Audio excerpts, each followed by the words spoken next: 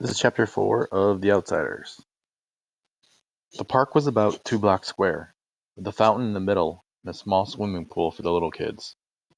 The pool was empty now in the fall, but the fountain was going merrily. Tall elm trees made the park shadowy and dark, and it would have been a good hangout, but we preferred our vacant lot, and the shepherd outfit liked the alleys down by the tracks, so the park was left to lovers and little kids. Nobody was around at 2:30 in the morning, and it was a good place to relax and cool off. I couldn't have gotten much cooler without turning into a popsicle. Johnny snapped up his jeans jacket and flipped up the collar. "Ain't you about to freeze to death, Pony?" "You ain't a woofin'," I said, rubbing my bare arms between drags on my cigarette. I started to say something about the film of ice developing on the outer edges of the fountain, when a sudden blast from a car horn made us both jump. The blue Mustang was circling the park slowly. Johnny swore under his breath, and I muttered, "What do they want? This is our territory. What are Socs doing this far east?" Johnny shook his head. "I don't know, but I bet they're looking for us. We picked up their girls." "Oh, glory," I said with a groan.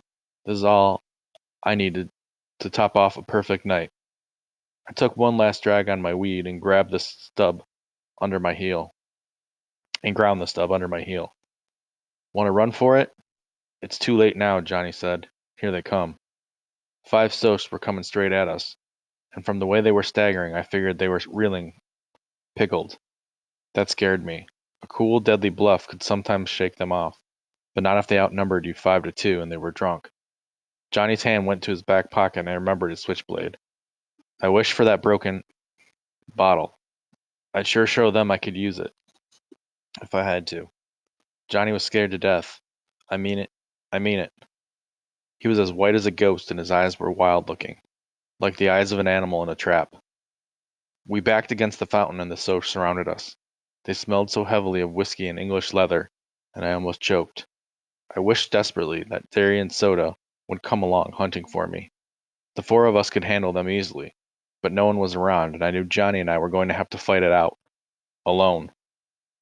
Johnny had a blank, tough look on his face. You'd have you'd have to know him to see the panic in his eyes. I stared at the Socs coolly.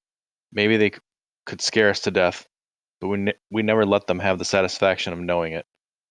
It was Randy and Bob and 3 other Socs, and they recognized us. I knew Johnny recognized them. He was watching the moonlight glint off Bob's rings with huge eyes. "Hey, what do you know?" Bob said a little unsteadily. "Here's the little greasers that picked up our girls." "Hey, greasers."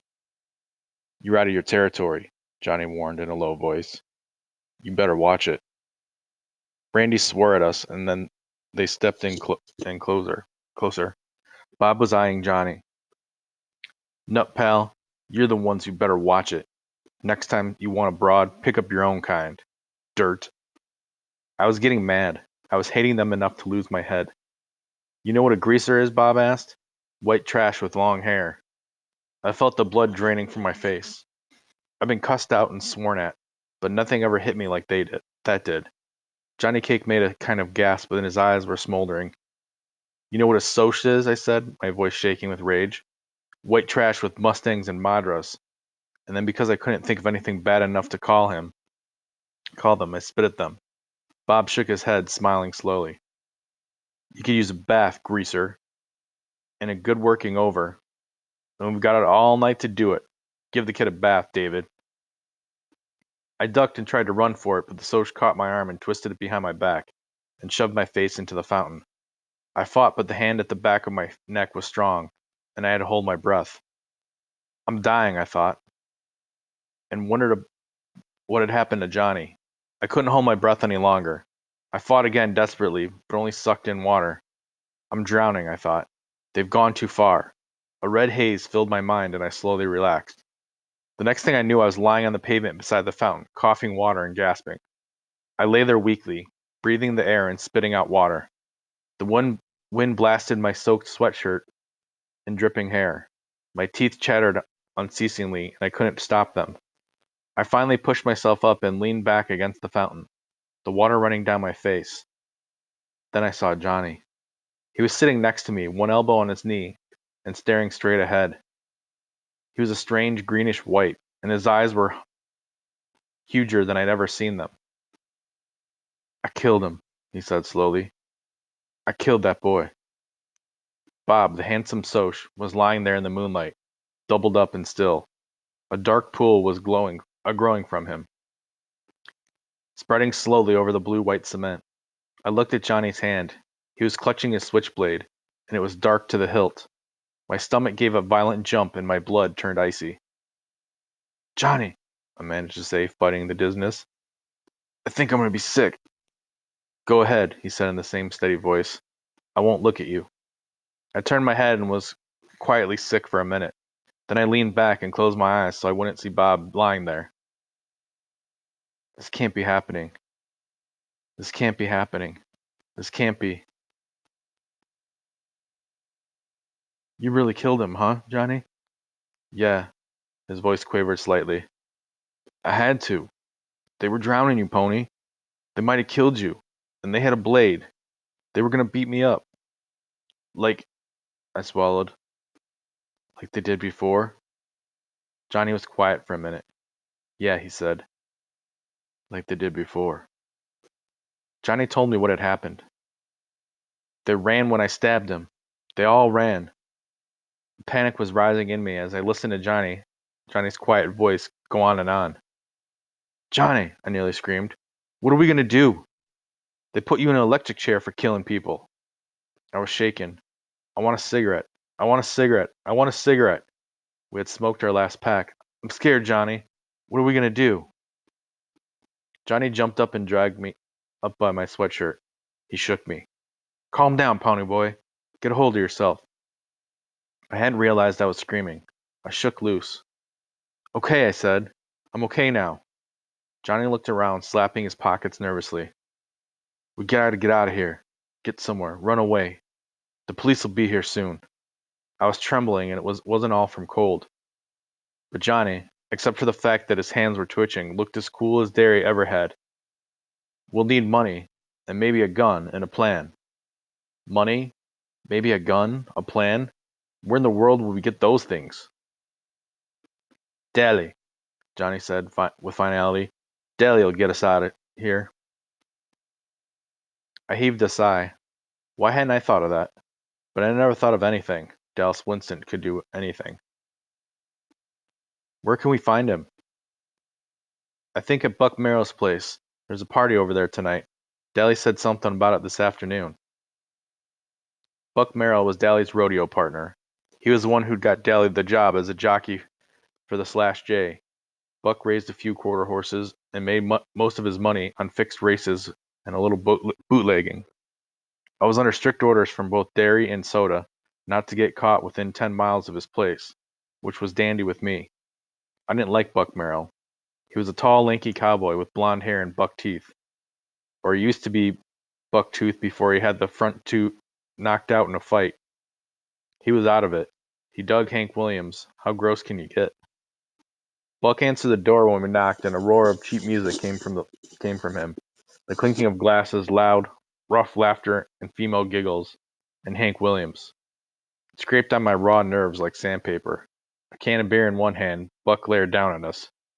What do you want? Dally, Johnny gulped, looking back over his shoulder. We gotta see Dally. He's busy, Buck snapped, and someone in his living room yelled, Aha! And then, Yeehaw! And the sound of it almost made my nerves snap. Tell him it's Pony and Johnny, I commanded. I knew Buck, and the only way you could get anything from him was to bully him.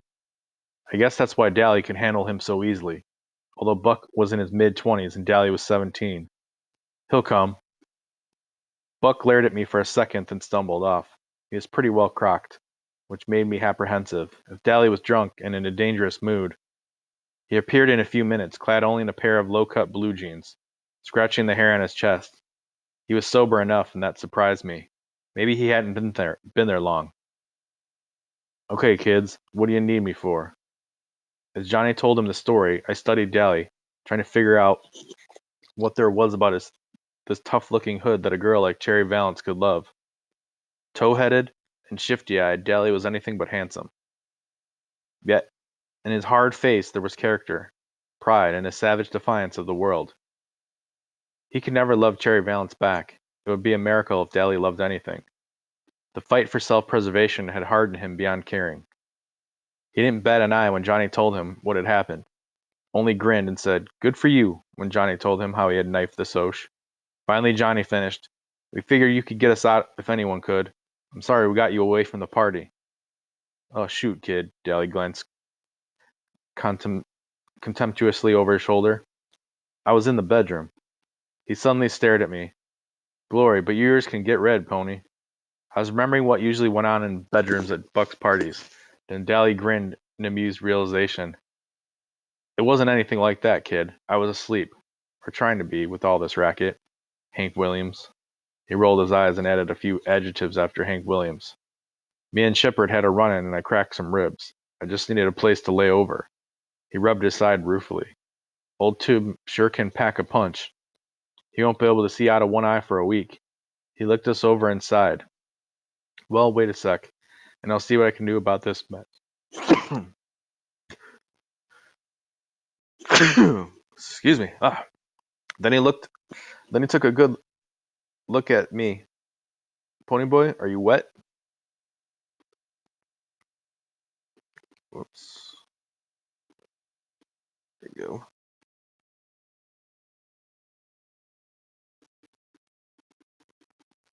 "Yes," I stammered through chattering teeth.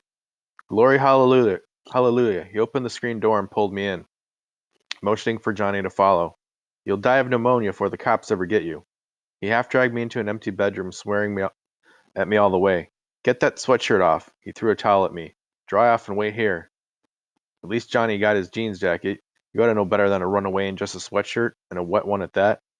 Don't you ever use your head? He sounded so much like Derry that I stared at him. He didn't notice, and left us sitting on the bed.